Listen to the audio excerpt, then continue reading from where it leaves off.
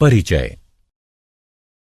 Arun, plug में कील मत डालो, तुम्हें बिजली का झटका लग जाएगा। क्यों सर? इस कील पर जंग लगा हुआ है और यह हमारे किसी काम की नहीं है। भले ही इस पर जंग लगा हुआ है, परंतु यह धातु है और धातु विद्युत की सुचालक होती है। यदि तुम इसे प्लग में लगाओगे तो तुम्हें झटका लगेगा। अरे, फिर तो आपने मुझे बचा लिया। बच्चों, इस अध्याय में हम धातुओं व अधातुओं, उनके भौतिक व रासायनिक गुणधर्मों, उनकी प्राप्तियां तथा उनके संक्षारण के विषय में जानेंगे।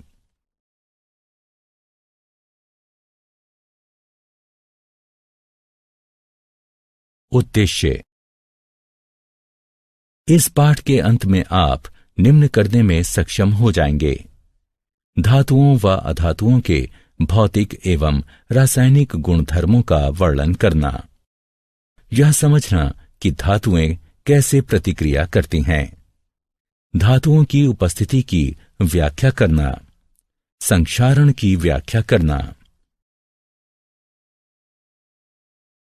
भौतिक गुणधर्म, धातुएं।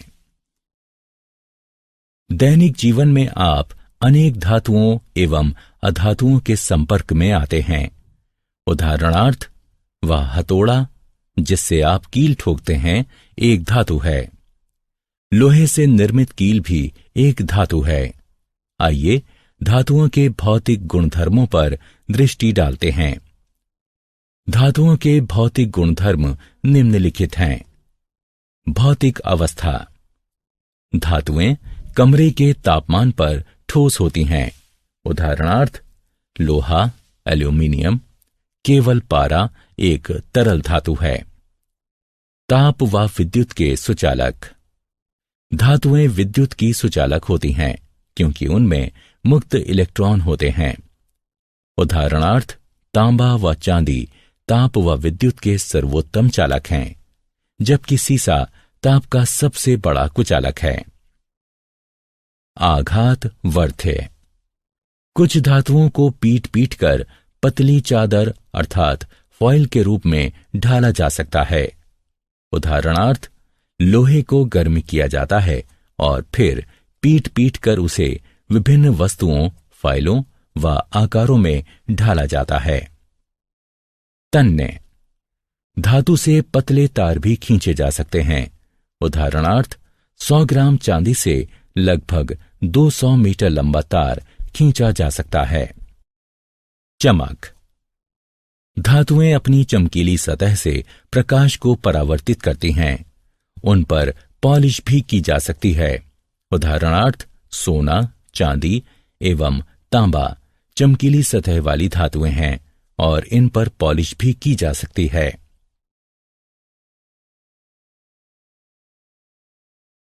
भौतिक गुणधर्म, अधातुएं। आइए अब अधातुओं के भौतिक गुणधर्मों की बात करते हैं। भौतिक अवस्था। अधातुएं कमरे के तापमान पर ठोस, द्रव अथवा गैसीय अवस्था में पाई जाती हैं। गैस ऑक्सीजन, क्लोरीन, फ्लोरीन, द्रव ब्रोमीन व ठोस कार्बन। अनाघात वर्ध्य व अतन्य। अधातुएं भंगुर होती हैं तथा उनसे ना तो तार बनाए जा सकते हैं और न ही उन्हें पीटकर पतली चादर के रूप में ढाला जा सकता है। ऊष्मा एवं विद्युत की कुचालक। अधातुएं ऊष्मा एवं विद्युत की कुचालक होती हैं, किंतु ग्रेफाइट कार्बन एक अपवाद है क्योंकि वह ऊष्मा का सुचालक है और इलेक्ट्रोड बनाने के काम आता है। चमक न होना। अधातुओं में चमक नहीं होती और वे प्रकाश को परावर्तित नहीं करती।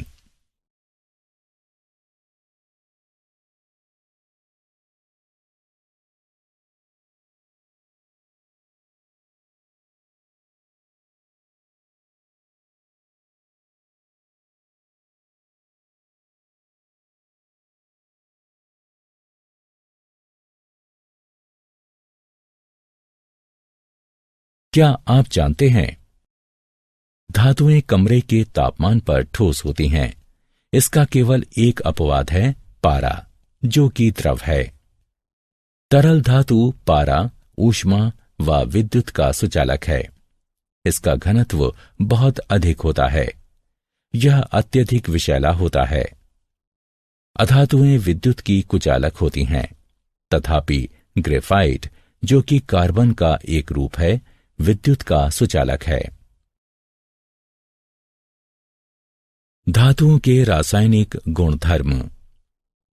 अब धातुओं के कुछ रासायनिक गुणधर्मों पर दृष्टि डालते हैं। इन गुणधर्मों में धातुओं की अन्य तत्वों जैसे वायु, जल, अम्लों तथा अन्य धातु लवणों के साथ अभिक्रियाएं भी सम्मिलित हैं। वायु के साथ अभिक्रिया। जब धातुएं वायु के संपर्क में आती हैं तो वे धातु ऑक्साइड निर्मित करती हैं। कुछ ऐसी धातुएं भी हैं जिनमें अम्लीय व क्षारकीय दोनों ही प्रकार के गुणधर्म पाए जाते हैं। ऐसी धातुओं को उभयधर्मी ऑक्साइड कहते हैं। जल के साथ अभिक्रिया। जब धातुएं जल के संपर्क में आती हैं तो वे धातु हाइड्रोक्साइड तथा हाइड्रोजन निर्मित करती हैं। धातुएं जल को धातु हाइड्रोक्साइड विलयन बनाती हैं। अम्लों के साथ अभिक्रिया। लवण व हाइड्रोजन बनाने के लिए धातुएं तनु अम्लों के साथ अभिक्रिया करती हैं। यह अभिक्रियाशीलता प्रत्येक धातु की भिन्न भिन्न होती है। तथापि जब धातुएं नाइट्रिक अम्ल के साथ अभिक्रिया करती हैं तो हाइड्रोजन गैस नहीं बनाती, क्योंकि यह अम्ल एक प्रबल ऑक्सीकरण करता है। अन्य धातु लवणों के विलयनों के साथ अभिक्रिया। एक अधिक अभिक्रियाशील धातु एक कम अभिक्रियाशील धातु को उसके लवण विलयन से स्थानांतरित करती है। सरल शब्दों में कहें तो यदि धातु आ धातु बा को उसके विलयन से विस्थापित करती है तो धातु आ धातु बा की अपेक्षा अधिक अभिक्रियाशील है। तथापि सभी धातुएं अभिक्रियाशील नहीं होतीं। इस अभिक्रिया में कॉपर सल्फेट में मौजूद तांबे को जस्ता यानी जिंक विस्थापित कर देता है।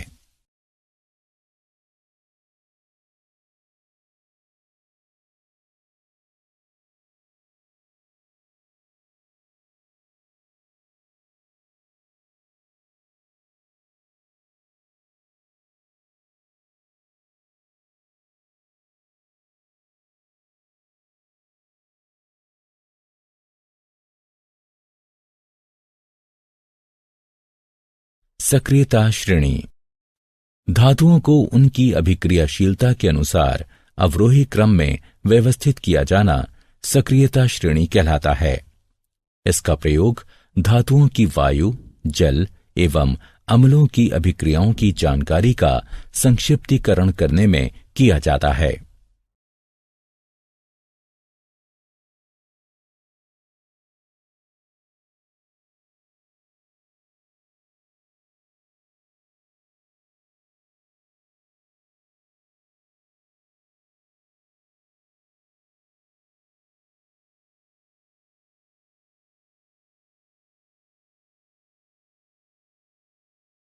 धातुएं एवं अधातुएं कैसे अभिक्रिया करती हैं? धातु के परमाणुओं के वाह्यतम कोश में 1 से 3 तक इलेक्ट्रॉन होते हैं, जबकि अधातु के परमाणुओं के वाह्यतम कोश में 4 से 8 तक इलेक्ट्रॉन होते हैं। अपवाद। इस नियम के 2 अपवाद हैं, हाइड्रोजन तथा हीलियम। इलेक्ट्रॉन का त्याग करने वाली धातुएं त्यागे गए इलेक्ट्रॉनों की संख्या के बराबर धनावेश अर्जित करती हैं तथा अधातुएं स्वीकारे गए इलेक्ट्रॉनों की संख्या के बराबर इलेक्ट्रॉन व ऋणावेश अर्जित करती हैं। जब धातु का कोई परमाणु 1, 2 या 3 इलेक्ट्रॉन अपने संयोजकता कोश से किसी अन्य अधातु परमाणु को देता है, जो कि उन इलेक्ट्रॉनों को स्वीकार किए जाने की क्षमता रखता हो तो उसे वैद्युत संयोजकता कहा जाता है। इसके परिणाम स्वरूप ये दोनों ही परमाणु एक निष्क्रिय गैस का ढांचा निर्मित करते हैं। किसी तत्व के परमाणु से अन्य तत्व के परमाणु में इलेक्ट्रॉनों का स्थानांतरण आयनिक यौगिक कहलाता है।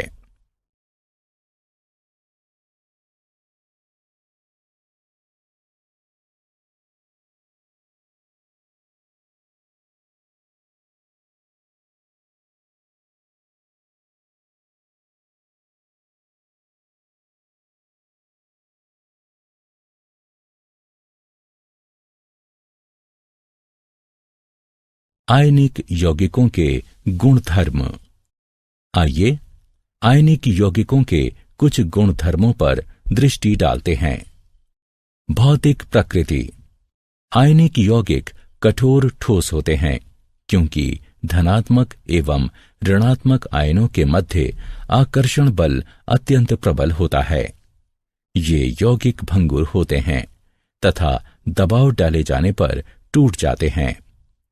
गलनांक एवं क्वथनांक। प्रबल अंतर आयनिक आकर्षण को तोड़ने के लिए आवश्यक ऊर्जा की पर्याप्त मात्रा के कारण आयनिक यौगिकों का गलनांक एवं क्वथनांक उच्च होता है। घुलनशीलता। आयनिक यौगिक जल में घुलनशील तथा विलायकों में अविलय होते हैं, जैसे पेट्रोल आदि। विद्युत चालकता। आयनिक यौगिक जब ठोस अवस्था में हों तो विद्युत संचालन नहीं करते, क्योंकि कठोर संरचना के कारण आयनों की गति संभव नहीं होती। किंतु आयनिक यौगिक जब गलित अवस्था में हों तो विद्युत चालकता संभव है, क्योंकि गलित अवस्था में विपरीत आवेश वाले आयनों के मध्य स्थिर वैद्युत आकर्षण बल ऊष्मा के कारण कमजोर पड़ जाता है। इससे आयन स्वतंत्र रूप से गति करने तथा विद्युत संचालन करने लगते हैं।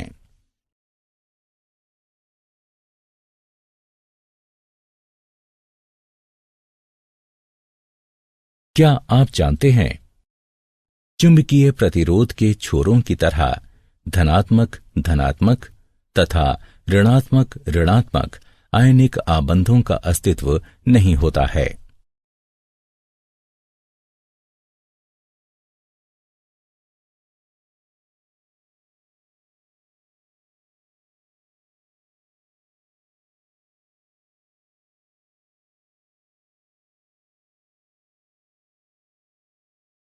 धातुओं की प्राप्ति, धातुओं एवं अयस्कों का निष्कर्षण। धरती धातुओं का सबसे बड़ा स्रोत है, तथापि सागर के जल में भी कुछ विलय लवण होते हैं। खनिज ऐसे तत्व अथवा यौगिक हैं जो भूपर्पटी में प्राकृतिक रूप से उपस्थित रहते हैं। कभी कभी खनिजों में धातु की प्रतिशतता बहुत अधिक होती है, उनसे इसे निष्कर्षित किया जा सकता है। ऐसे खनिजों को अयस्क कहते हैं। अयस्क वे अशुद्ध धातुएं हैं जिनमें बालू व पथरीले द्रव्य बड़ी मात्रा में होते हैं। अयस्कों की ये अशुद्धियां गैंग कहलाती हैं। अयस्कों से धातु निष्कर्षित करने से पूर्व इन अशुद्धियों को दूर करना होता है। जब अशुद्धियां दूर हो जाती हैं तो अयस्क सांद्र अवस्था में आ जाते हैं। अयस्कों की इस सांद्रता को अयस्कों का समृद्धिकरण भी कहते हैं।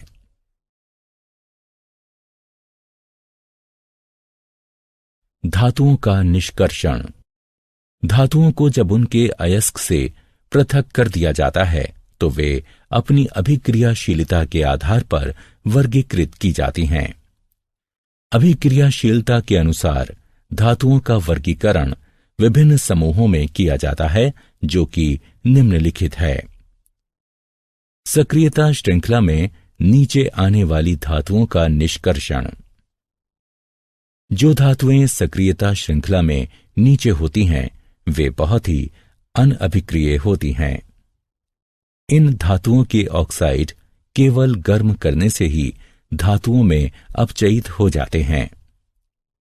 सक्रियता श्रृंखला के मध्य में स्थित धातुओं का निष्कर्षण।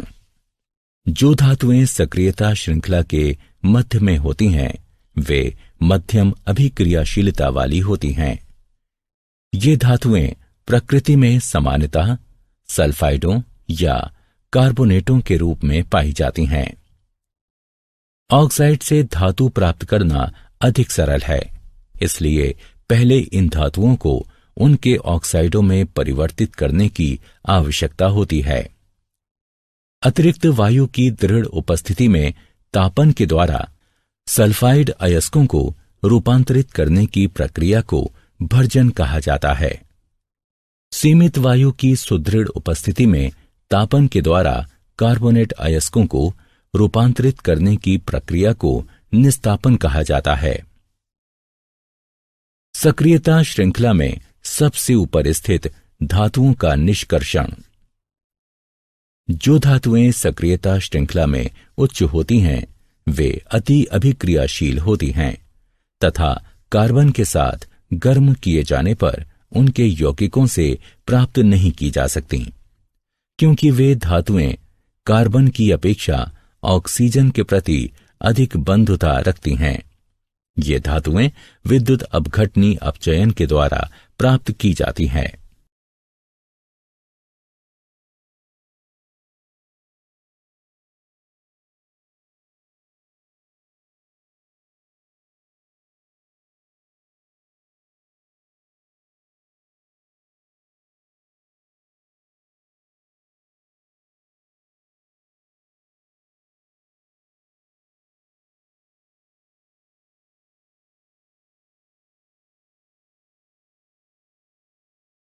धातुओं का परिष्करण।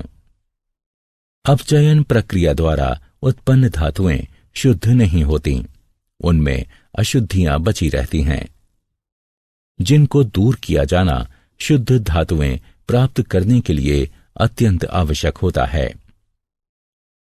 अशुद्ध धातुओं को परिष्कृत करने के लिए सर्वाधिक प्रचलित विधि विद्युत अपघटनी परिष्करण है। अनेक धातुओं का परिष्करण विद्युत अपघटन द्वारा किया जाता है। अशुद्ध धातु को एनोड तथा शुद्ध धातु की पतली परत को कैथोड बनाया जाता है। धातु के लवण विलयन का उपयोग विद्युत अपघट्य के रूप में होता है। विद्युत अपघट्य से धारा प्रवाहित किए जाने पर एनोड पर स्थित अशुद्ध धातु विद्युत अपघट्य में घुल जाती है। इतनी ही मात्रा में शुद्ध धातु विद्युत अपघट्य से कैथोड पर निक्षेपित हो जाती है। विलय अशुद्धियां विलयन में चली जाती हैं, जबकि अविलय अशुद्धियां एनोड तली पर निक्षेपित हो जाती हैं। इन्हें एनोड मड कहते हैं।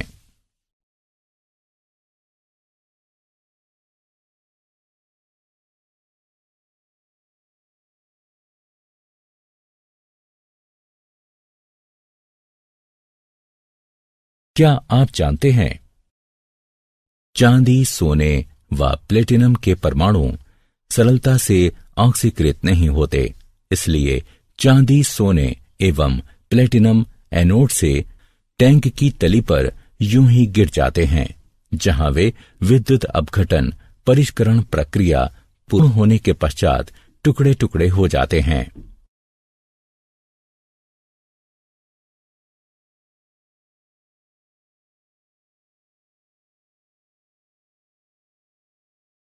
संक्षारण। रासायनिक रूप से सक्रिय धातुएं वायु में उपस्थित आर्द्रता के कारण संक्षारित हो जाती हैं। धातु की सतह पर जल की उपस्थिति में वायु में मौजूद ऑक्सीजन की प्रजारण अभिक्रिया को संक्षारण कहते हैं। उदाहरणार्थ लोहा व एल्यूमीनियम संक्षारित होते हैं, जबकि अनभिक्रियाशील धातुएं जैसे सोना, प्लेटिनम एवं पारा संक्षारित नहीं होती। संक्षारण रोकने की 3 विधियां हैं। बलि विषयक सुरक्षा। इसमें अधिक अभिक्रियाशील संरक्षित होने वाली धातु को प्रचारित किया जाता है तथा संरक्षित हो चुकी धातु को अविकल छोड़ दिया जाता है। मिश्रात 1, इसमें जंग रहित अयस्क बनने के लिए धातु में कोई अन्य धातु मिला दी जाती है। यशद लेपन, इसमें धातु पर जस्ते की पतली परत चढ़ा दी जाती है। इसे गैल्वनीकरण भी कहा जाता है। यह परत विद्युत अपघटनीय निक्षेपण द्वारा बनाई जाती है। सारांश। आइए हमने जो कुछ सीखा है उसे संक्षेप में दोहराएं। धातुएं विद्युत की सुचालक होती हैं, जबकि अधातुएं विद्युत की कुचालक होती हैं। धातुएं वायु, जल तथा अम्लों के साथ अभिक्रिया करती हैं। धातुओं को उनकी अभिक्रियाशीलता के अनुसार अवरोही क्रम में व्यवस्थित करने को सक्रियता श्रेणी कहते हैं। किसी तत्व के परमाणुओं से इलेक्ट्रॉनों का दूसरे तत्व के परमाणुओं में स्थानांतरण आयनिक यौगिक कहलाता है। धातुएं अयस्कों से निष्कर्षित की जाती हैं। अशुद्ध धातुओं को परिष्कृत करने की सर्वाधिक प्रचलित विधि विद्युत अपघटनी परिष्करण है।